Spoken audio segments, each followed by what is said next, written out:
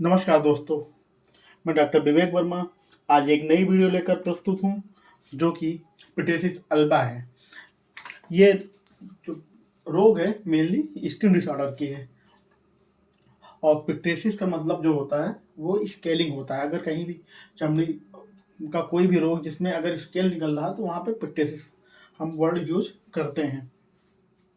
तो सबसे पहले अगर हम पिटेसिस अल्बा को पहचानने या व्हाट इज पिटेसिस अल्बा की बात करते हैं तो pityriasis alba is a low grade type of eczema या dermatitis mainly seen in children.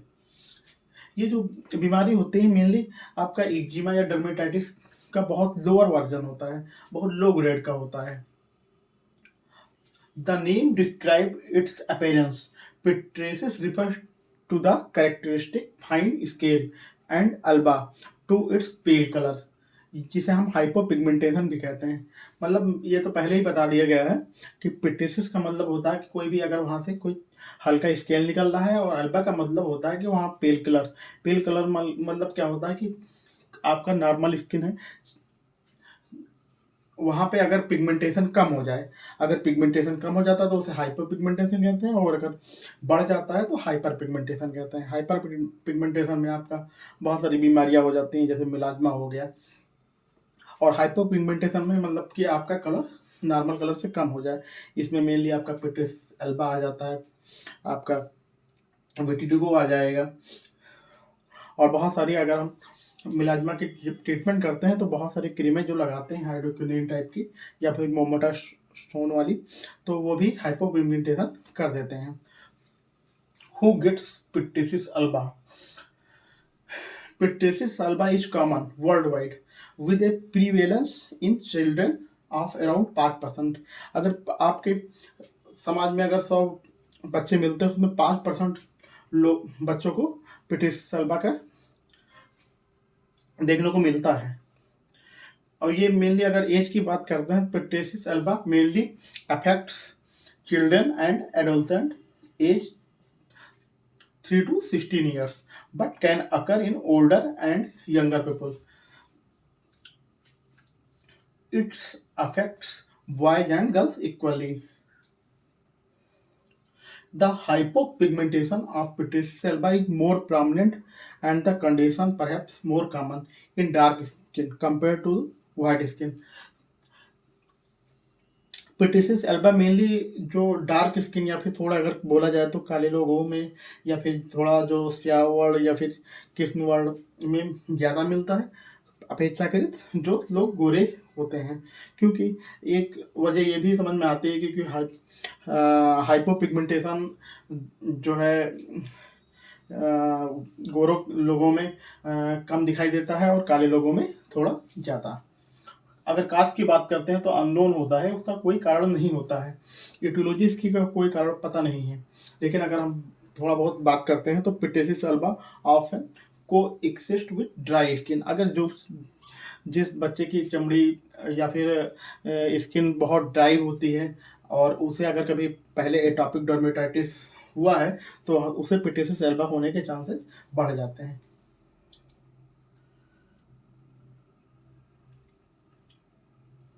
और अगर कोई व्यक्ति या बच्चा धूप की रोशनी में अल्ट्रावायलेट रेडिएशन में बहुत ज़्यादा रहता है तो भी होने के चांसेस बढ़ जाते हैं।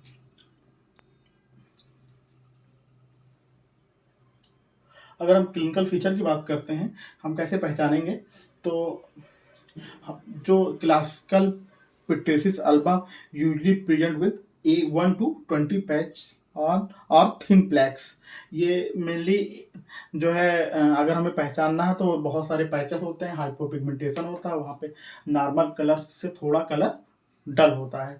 जैसे अगर कोई व्यक्ति बहुत काला है तो उसका जो भी ये पैचेस होंगे वहाँ पे हल्का जो है उस काले वर्ण से हल्का सफ़ेद होगा या फिर हल्का पेल कलर का होगा। अगर कोई गोरा है तो उससे थोड़ा और जो है पेल कलर होगा या फिर उससे थोड़ा और जो है हाइपोपिगमेंटेशन होगा। और इसकी पहचान होती है मेनली आपके जो लीजन होता है आपके चेहरे पे मेनली मिलता है, और चिन पे, चीक्स एंड चिन पे मिलता है, और कभी कभी ये नेक पे भी मिल जाता है, शोल्डर पे आ जाता है, और अपर आर्म्स एंड अनकॉमन। ये मेनली आपके चेहरे पे या चीक पे मिलता है, लेकिन अगर ये कभी कभी आपके नेक, शोल्डर्स एंड अपर आर्म पर भी मिलता है, जो कि बहुत कॉमन नहीं है। और पैच का जो साइज होता है वेरीज करता है 0.5 to 5 सेंटीमीटर, मतलब कि आपका आधा आधा सेंटीमीटर से लेके 5 सेंटीमीटर तक वेरी करता है। पैचेस की अगर हम बात करते हैं तो गोल भी होते हैं, ओवल भी होते हैं, और इरेगुलर शेप का होते हैं। अगर इसकी एज की बात करते हैं तो मेनली अनडिफाइंड होते हैं, डिफाइंड एज नहीं होते हैं, बहुत पुअरली डिफाइंड एज होते हैं। और जो इनके डिमार्केटेड जो किनारा होता है वो बहुत अच्छे से नहीं पता होता है, या बहुत अच्छे से नहीं दिखाई देता है। इचिंग की अगर बात करते हैं तो बहुत ज़्यादा अगर ड्राइनेस है तो वहाँ पे हल्का स्केल निकलेंगे तो वहाँ पे हल्की इचिंग होती है, या फिर बहुत कम होती है, या तो बिल्कुल नहीं होती है।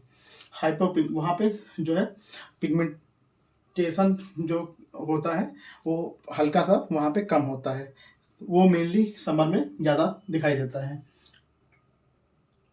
और dryness and scaling is more noticeable in winter, क्योंकि इन्वायरमेंट जो होता है उसमें humidity tends to be lower.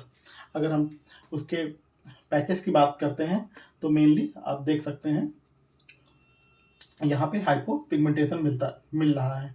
यहाँ पे पिटीसी सिल्वा हम 1 पैच, 2 पैच, 3 पैच, 4 पैच, ये देखिए काफ़ी बड़ा पैच है, ये 10 मान के चलिए आधा सेंटीमीटर का है, यहाँ पे थोड़ा 2-3 सेंटीमीटर का है, यहाँ भी पैचेस मिल रहा है। दूसरी अगर इमेज की बात करते हैं, 1 पैच, 2 पैच, ये काफ़ी बड़ा पैच है, ये छोटा पैच है, ये पैच मिल रहा है, यहाँ पे काफ़ी बड़ा पैच मिल रहा है, ये पीटीसी सेल पर यहाँ पे दिखाई दे रहा है। अगर इस बच्चे की बात करते हैं, चेहरे पे दिखाई दे रहा है। ये आपका डार्क स्किन का बच्चा है, और डार्क स्किन के बच्चे में आपको पैच बिल्कुल क्लियर दिखाई देते हैं। बहुत छोटा पैच, छोटा पैच, छोटा पैच, छोटा पैच, ये बड़ा पैच, ये बड़ा पैच। ये एक और डार्क स्किन का बच्चा है जिसको आप देख सकते हैं चीक्स पे है, ये काफ़ी बड़ा पैच, ये एक बहुत बड़ा पैच। अगर आप ट्रीटमेंट की बात करते हैं तो कोई ट्रीटमेंट करने की ज़रूरत नहीं होती है, क्योंकि ये माइल्ड एक्जिमा बोल सकते हैं या माइल्ड डर्मेटाइटिस बोल सकते हैं। और माइल्ड एक्जिमा और माइल्ड डर्मेटाइटिस का जो ट्रीटमेंट होता है मेनली कोई भी दवाई चलाने की ज़रूरत नहीं होती है, उसमें केवल मॉइस्चराइज़र का ही यूज किया जाता है। जो भी मॉइस्चराइज़र आपके घर में हो, या फिर पर्टिकुलर कुछ दवाइयाँ भी होती हैं उसको आप यूज कर सकते हैं।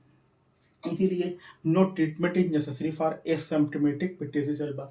अगर कोई सिम्टम नहीं आ रहे हैं, केवल वहाँ पे हाइपरपिगमेंटेशन है, तो आपको ट्रीटमेंट की कोई ज़रूरत नहीं है। अगर वहाँ पे हल्की इचिंग है, अगर स्केलिंग निकल रही है, तो वहाँ पे आप मॉइस्चराइज़र का कोई भी मॉइस्चराइजिंग क्रीम का यूज कर सकते हैं। मॉइस्चराइज़र में मेनली आपका, अगर हम घर की बात करें तो आप नारियल का तेल लगा सकते हैं, घी लगा सकते हैं, ग्लिसरीन लगा सकते हैं, विटामिन ई खिला भी सकते हैं, विटामिन ई लगा भी सकते हैं। और अगर बाहर मार्केट में बात करते हैं तो बहुत सारे एलोवेरा बेस पे बहुत सारे मॉइस्चराइजिंग क्रीम आते हैं, उनको हम पर्टिकुलर यूज कर सकते हैं रात में सोते समय और सुबह मुंह धुलने के बाद में। और अगर वहाँ पे दूसरी चीज़, अगर थोड़ा पिटीसी सेल्वा थोड़ा विंटर में ड्राइनेस और वहाँ पे स्केलिंग ज़्यादा निकलती है, तो आपको पर्टिकुलर वहाँ पे हल्का ईचिंग मिल सकती है, तो आपको माइल्ड टॉपिकल स्टेरॉइड की ज़रूरत पड़ सकती है। तो उसमें आपका 0.5 से 1% हाइड्रोकॉर्टिसोन यूज कर सकते हैं, जिससे आपका वहाँ पे स्केलिंग और जो इचिंग एंड रेडनेस भी हल्का कम हो जाएगी। और अगर आप टॉपिकल स्टेरॉइड थोड़े दिन में अगर आपको यूज करने के बाद में आपके पिटीसी सेल्वा में इचिंग और ड्राइनेस और हाइपरपिगमेंटेशन में कमी आ जाती है, तो आप मेंटेनेंस पे कैल्शियम इनहिबिटर का यूज लगातार हम 2 से 3 महीने कर सकते हैं, जो मार्केट में टेक्राज या टेक्रोलिमस के नाम से आती है। अगर पर्टिकुलर बच्चों में यूज करना है तो पिमिक्रोलिमस यूज करते हैं, एंड अगर बड़ों में यूज करना है तो टेक्रोलिमस यूज करते हैं। ये काफ़ी सेफ होता है कंपेरेटिवली आपके हाइड्रोकॉर्टिसोन या फिर कोई भी स्टेरॉइड क्रीम से।